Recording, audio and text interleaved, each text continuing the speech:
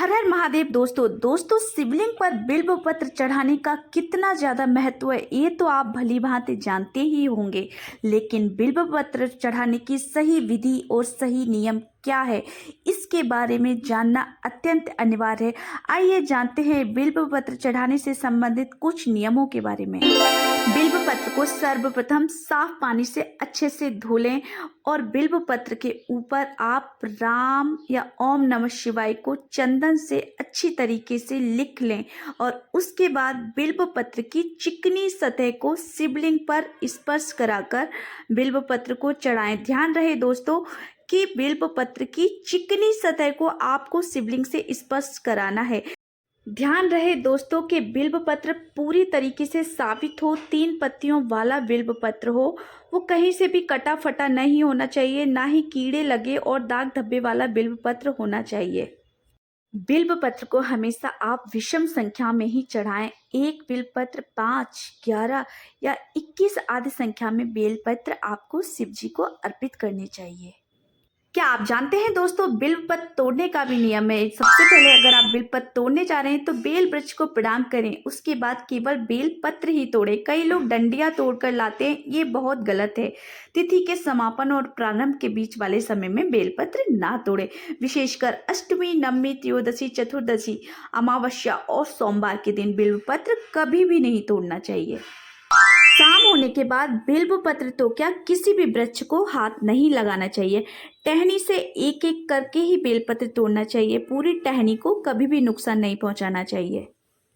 3 से 11 पत्तियों वाले बिल्व पत्र भी इस संसार में पाए जाते हैं। अगर किसी भी मनुष्य को 4, 5, 6 या 7 या इससे भी ज़्यादा पत्तियों वाला बिल्व पत्र मिलता है तो वह इंसान अत्यंत ही भाग्यशाली और कहा जाता है कि इसे शिव की विशेष कृपा प्राप्त है।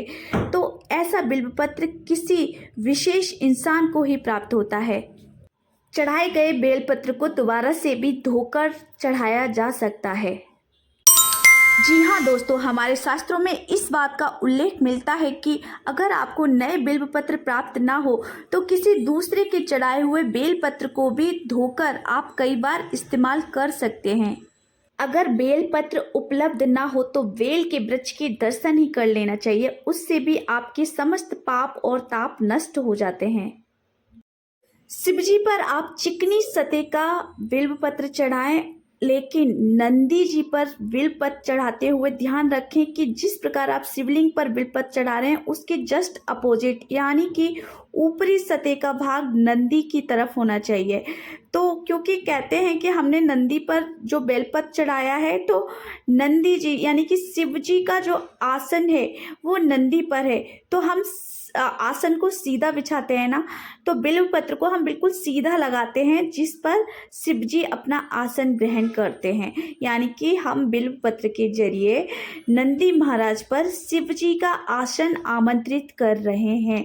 तो इस बात का आप सदैव ध्यान रखें और दोस्तों वीडियो में बताए गए नियमों का आप अगर पालन करते हैं तो शिव जी की विशेष कृपा आपको जरूर प्राप्त होगी। वैसे तो भगवान भोलेनाथ अत्यंत भोले हैं, किसी भी बात से खुश हो जाते हैं, लेकिन अगर सच्चे मन के साथ आप इन नियमों के साथ पूजा पाठ करेंगे तो भगवान भोलेनाथ की अत्यंत और असीम अनुकंपा आपके साथ, आपके पूरे परिवार पर हमेशा बनी रहेगी। इन्हीं सारी शुभकामनाओं के साथ मैं अपने वीडियो को विराम देती हूँ। दोस्तों अगर आपने मेरा चैनल सब्सक्राइब नहीं किया है तो प्लीज़ मेरे चैनल को सब्सक्राइब कीजिए एंड लाइक बटन को ज़रूर हिट कीजिए। मैं मिलती रहूँगी ऐसे ही अन्य ज्ञानवर्धक रोचक जानकारियों के साथ। हर हर महादेव, जय शिव शंभू।